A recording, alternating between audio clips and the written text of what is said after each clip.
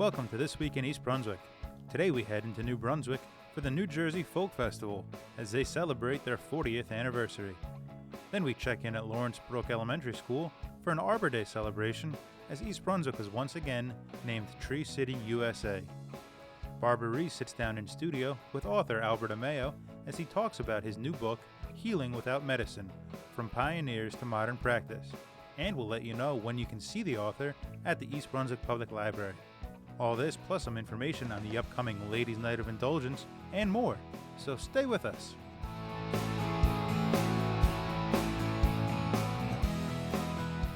This is Vivian Leung reporting for This Week in East Brunswick, and we're at the 40th Annual New Jersey Folk Festival at Rutgers University. Let's join the fun.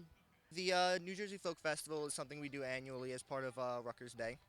It's a nice day to get out, enjoy some folk music. We have plenty of crafts, homemade, and sort of local things to come check out. We are focusing on the 40th anniversary, so a lot of things we're doing back. We're looking back at previous performers. We have a number of people who performed at the inaugural Folk Fest, and who are here this year, which is a sort of interesting way to show how the sort of folk culture goes over generations, and we like sort of bringing the past into the present. It got started, as you know, in 1975, and for about the first 5 years, we based it on the Kutztown Folk Festival, which takes place in eastern Pennsylvania. And the Kutztown Folk Festival places a great deal of emphasis on agricultural traditions. So there's beekeeping and sheep shearing and a display of agricultural implements. And that was my original inspiration. So for the first 5 years, that's pretty much what we did.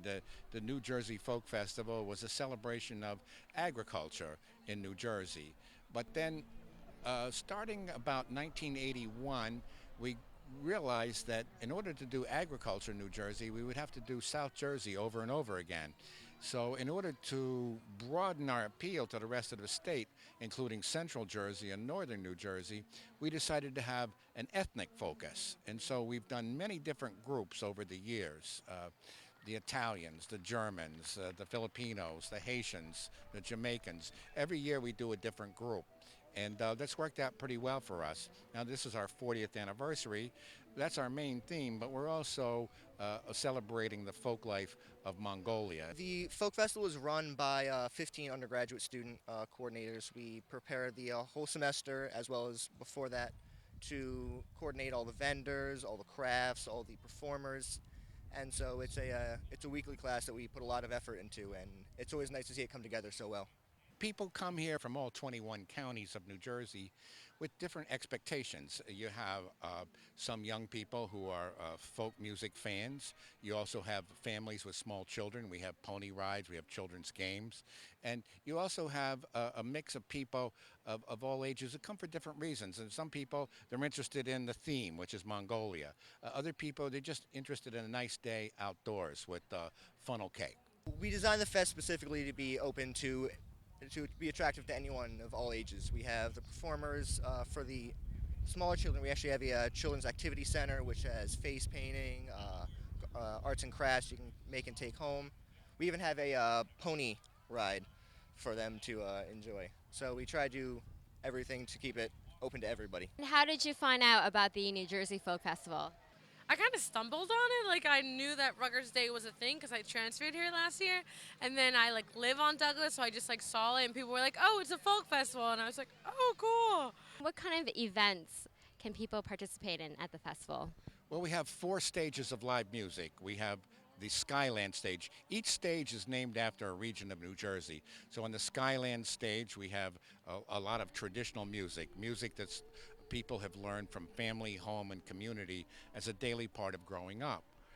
On the other hand, we have the Pineland stage, which is more of a seminar stage, like a workshop stage, where you have lectures and talks. For example, James Deutsch from the Smithsonian is giving a talk about the 100th anniversary of World War I. Professor Michael Rockland is talking about the 350th anniversary of the state of New Jersey. So these are kind of more educational, you might say. At the Gateway stage, we have Brady Wegner, who's a circus performer and a terrible crowd pleaser. The juggler, he's a fantastic circus act. Then down at the bottom of the hill, we have the Shore stage, where we have the singer-songwriter winners. We have over 100 applicants who compete for 6 spaces at the shore stage. So there's a lot to see between the Skyland stage and the Pineland stage and the shore stage, and not to overlook the Gateway stage where you have Brady Wagner. And what events are you looking forward to?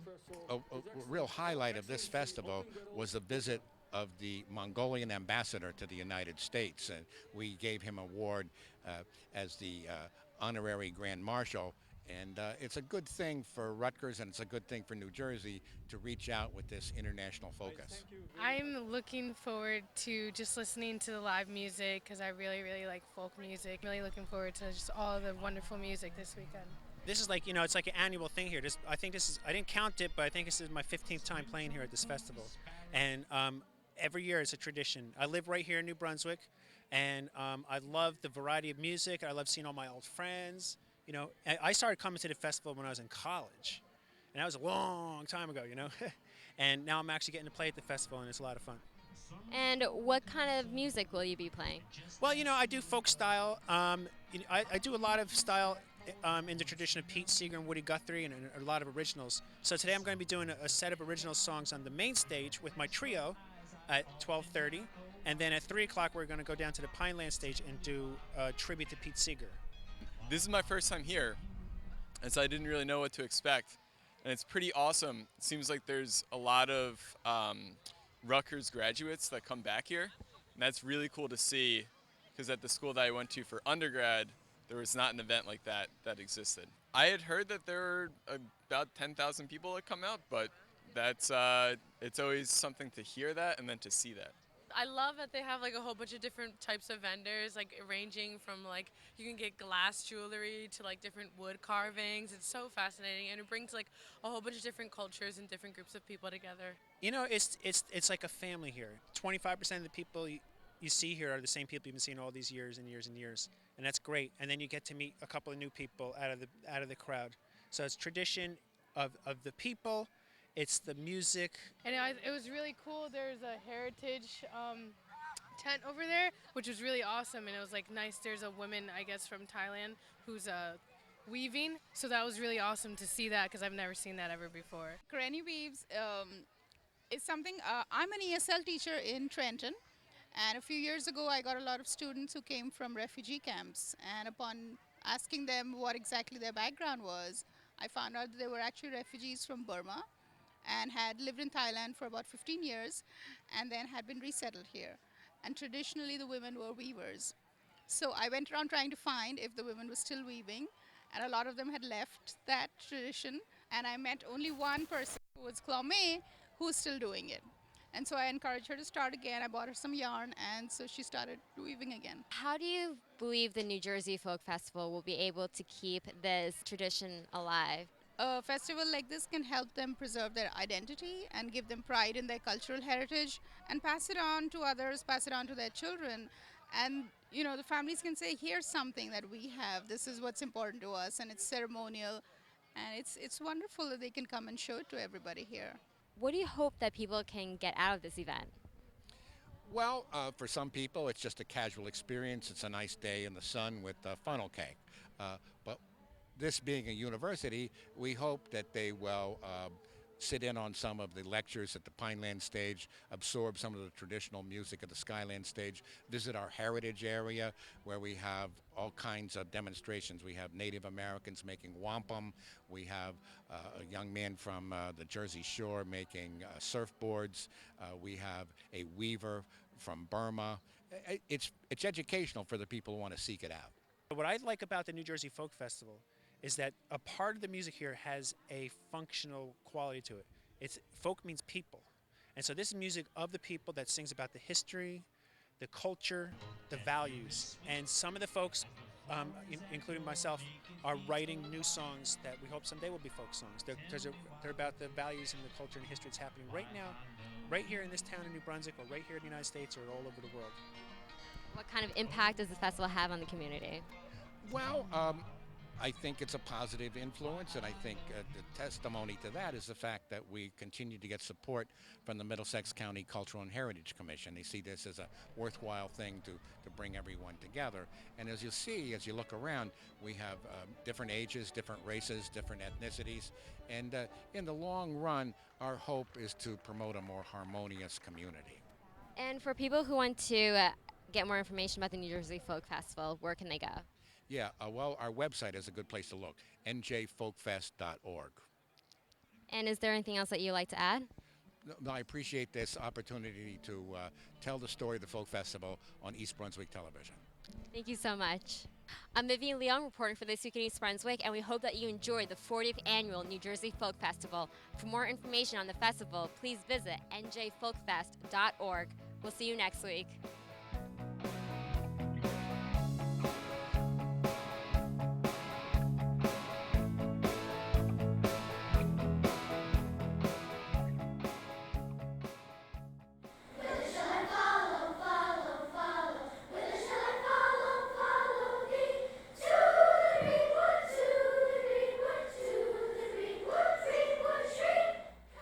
The township's annual Arbor Day celebration took place this year at Lawrence Brook Elementary School on April 23rd.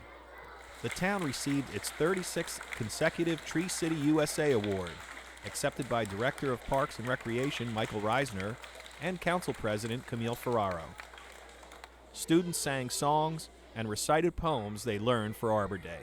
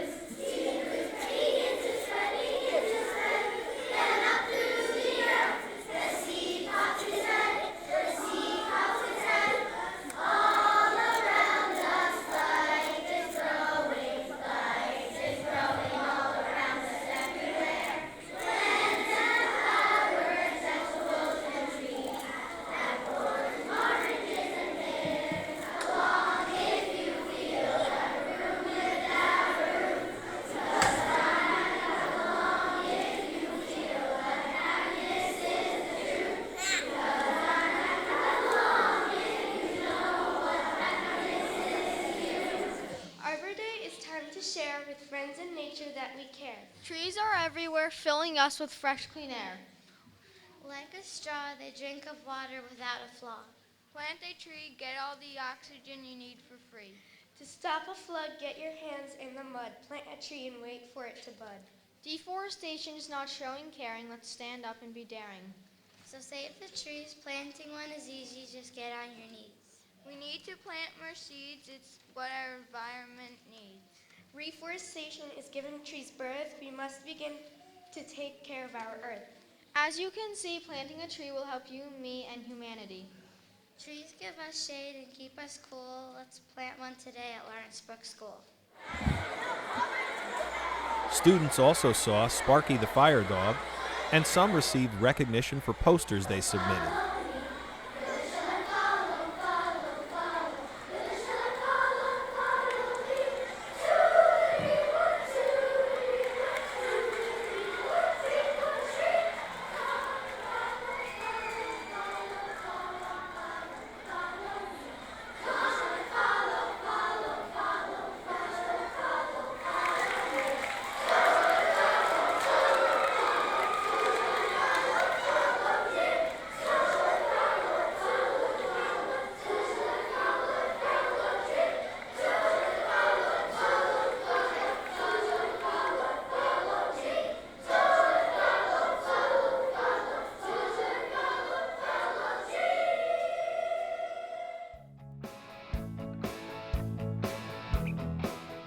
Hi, this is Barbara Reese reporting for This Week in East Brunswick.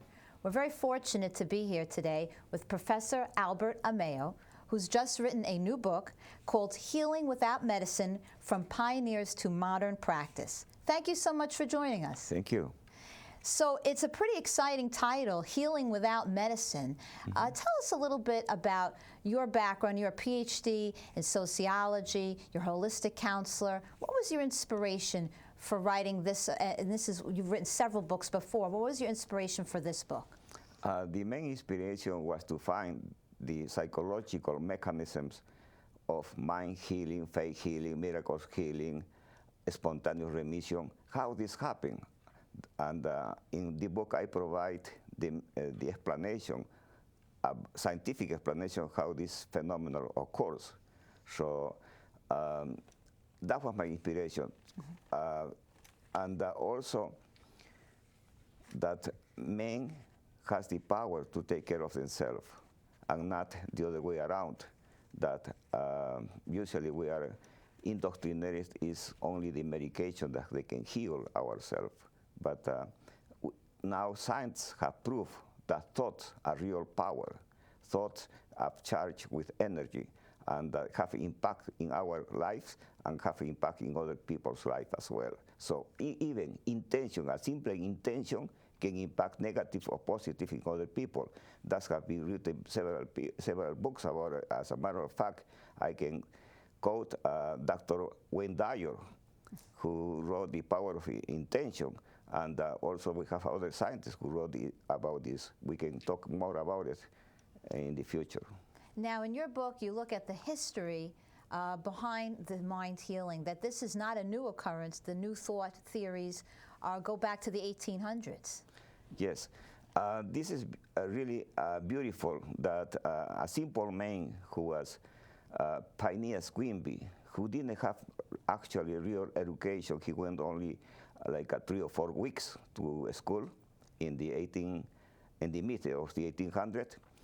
He was diagnosed with terminal disease. He has tuberculosis, his liver was disintegrating, and he was given a short time to live. So he disillusioned from life. He abandoned his business and he went to his farm expecting to die. But in the meantime, several things happened, and he realized, because this is a long story that I will explain in my talk in May 12, he realized that he was convinced that he was sick, but he wasn't really sick, and he changed of frame of mind from the illness to the positive thinking. He was completely healed, and then he started teaching based on mesmerism at the beginning, that other people who were healed in New England, everything happened in New England. He started healing other people. And some people who were healed with him, which was Mary Baker Eddy, there were the Evans, Reverend Evans, and several other people were the pioneers who started also healing with the teaching. Okay, it's just changing the mind of the person.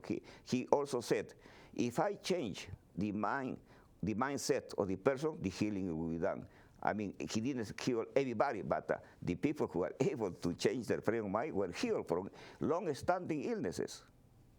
So nowadays we work together with the medical community. Your work supports what they do, but how do we apply this to modern day life, the mind healing process? Okay, first of all, we have to recognize that they taught us that mind is the driver of the body, not the other way around. And that also they thought that man can heal itself. That was actually my thesis of my book, that every types of mind healing, faith healing, miracle healing, healing in the in sacred sites like a church, a temple, whatever, is actually self-healing. It's not something, nothing miracle. That is proof. It's always self-healing. The body has the power to heal itself if you allow it. The problem is sometimes when we get a symptom of some illness, we immediately rush to medication and drugs, and we impair the ability of the body to heal itself. And that they teach us that with their example, because all of the pioneers of the mental healing were initially ill for long-standing illness, like Mary Baker was ill for 42 years, and she was the founder of the Christian Science. And Charles Fillmore also was ill for many years, his wife as well. But however, with this teaching, they become completely healthy. So they taught us that the mind is the driver of the body. And we have the capacity, our body has the capacity to regain health by itself. The problem is we put too much toxins in our body. We are living in an environment which is where the air is not healthy. Even whatever information, negative information that we are getting through the movies, TV, all the mass media, make us believe that only that when we get sick, we have to resort immediately to medication. But for example, when we get sick, it's because the illness runs in our family. It's because our DNA. It's because the change of season. But that's not true. That's not true. Dr. Bruce Lipton, cell stem biologist, has proved in his book, Biology of Belief, that our thoughts and social environment influence in our genes and DNA. And in fact, you wrote in your book, a man is literally what he thinks in his heart. He's the sum of all his thoughts and attitudes. Exactly, yeah. So that people know, because we're running close on time, we could talk about this in detail. Right. For some time, I want to make sure they know when and where to come hear you speak. May the 12th? Yes, May the 12th at 7 p.m. at the East Brunswick Library, I will be explaining all these mechanisms that we don't have time to do it at this moment. So these are strategies that people can use at home. And there'll be a question and answer time as well for folks to hear what you have to say and how you can work alongside your current medical regimen to help promote your health. Yes, and also I will bring some books with me, and I will not charge for my autograph or signature. That will be free. So that's good. They'll be available for sale and also on Amazon. And you have a website that people could look at? Yes. What is that website? www.albertamao.com. Okay, well, it's an interesting new area. I mean, it's been popularized in the media for some time, and it's exciting to have an East Brunswick resident to explain the purpose and the strategies of mind healing to us here at the East Brunswick Library. We thank you for coming to speak with us today. Thank you. This is Barbara Reese reporting for This Week in East Brunswick. We look forward to seeing you at the library soon.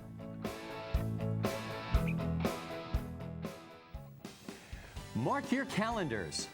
On May 8th, 2014, from 6 p.m. to 8 p.m., enjoy a special open house fundraising event benefiting the Daisy Association. It's the frequently imitated but never duplicated Ladies' Night of Indulgence. Guests will be treated to a night of delicious food, decadent treats, pampering, and fun. A minimum requested donation of only $10 per person enables guests to enjoy premium specialty foods from Jack's Corner Market, a variety of excellent wines, scrumptious chocolates from Thomas Sweet, mouth-watering homemade cookies from Diana's Fresh Baked, and gourmet frozen confections from East Brunswick's own Magnifico's Ice Cream. In addition, participants can indulge themselves with a variety of services. Relax and unwind with soothing massage therapy provided by licensed massage therapists Colleen Murray-Sieg of Equipoise Massage Therapy and Margaret Segur of Vitality Break.